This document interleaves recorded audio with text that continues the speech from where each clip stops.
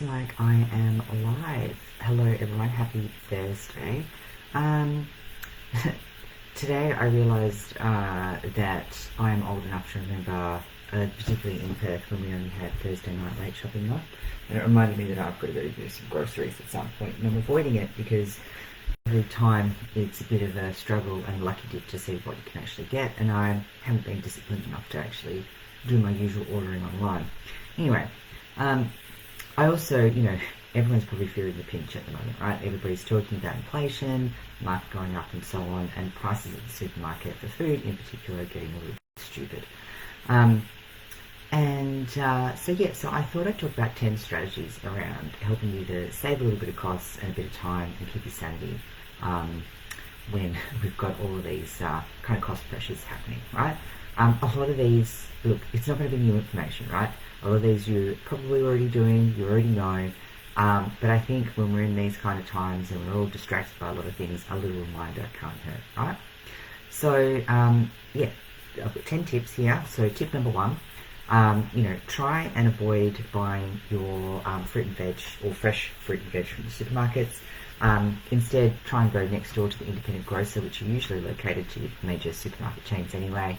And if you have the luxury of time to do destination grocery shopping, then obviously the local markets are going to be your best bet. And in some areas as well, there are actually some local markets that actually do fortnightly or monthly deliveries on groceries. So that's a good way to kind of get a mixed box of in-season produce delivered straight to you with less fuss and saving money, right? The other thing, tip number two, is similar. It's about buying in-season produce. It generally tends to be cheaper, and if locally grown, it's also healthier for you, right? And number three, back on the fruit and veg train as well. Frozen fruit and veg is actually, a very cheap, usually, option. It's a nutrient-rich option as well. A lot of the times things are snap frozen at the time when they've got the most amount of nutrients in them, so they can actually be sometimes better for you than fresh fruit and veg. And the other advantage is that it's already prepped and portion controlled to a degree as well, so it makes it very easy, right? The one that I love at the moment is the diced onion bags, because who loves crying every time they're cooking and they're trying to chop up a bit of onion, right? The other one is number four, don't shop hungry. You really need this one, right? And good luck if you're like me, I'm always hungry, so don't know how you're going to do that one. Number five, even if you're not a meal prepper, the other way to do that is maybe to try doubling up some of the, your staple meals, and because it's not going to take you any extra time to kind of cook those, right? You cook it at the same time, and then portion out the leftovers for frozen backups or for lunch the next day. The other one close to that is, buy in bulk. Did somebody say Costco's? Alternatively, because Costco's is great if you've got time, because, who wants to line up for 4 hours just to get into a shopping centre?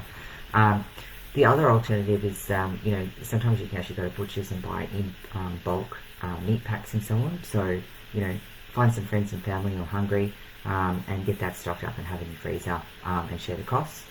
Number seven is always have on hand where possible. Stock up on your backup protein options such as canned tuna, particularly when you're on special. They're a great, quick and easy substitute for a meal if you're short on time. You can add that with just a bit of rice and veg, or have it with salad. And it's really good as well if you can't make it to the shops and you just need to get in a meal or so on. Eight, I love the click and collect or direct to boot options, which work well when, of course, the shops actually have stuff in them. If you're anywhere in Perth at the moment, it's really struggled to actually get a supermarket that has everything that you need, and you don't want to have to go to 5 Woolworths just to pick up everything you need in a week.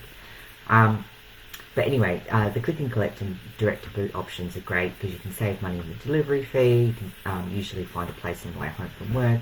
You can save time, and you can avoid adding additional things in the basket, particularly if you happen to have kids with you or overgrown kids, i.e. husbands who like to add things to the basket because they look fun and exciting.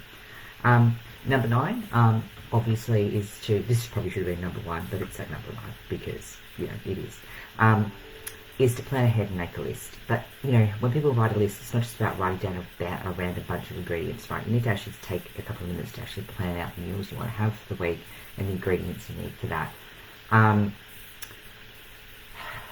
And the other thing is as well, when you've got your list, and the quick way to stick to it as well, if you know you're only going to get a few items, is to pick up a basket instead of a trolley, because the simple annoyance of having to carry a basket will make you zip through the aisles a lot quicker, right? And then also when you have less items, it's a lot easier to go through the self-service checkout, so you can kind of get in and out a lot quicker as well.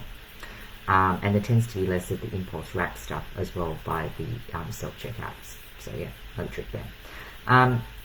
The 10th one is to look at ways that you can actually batch meals or semi-prep food once a week, so that when you're tired during the week you don't have to revert to ordering takeaway, or look at options such as Marley's Spoon or HelloFresh to have complete meal kits delivered to you.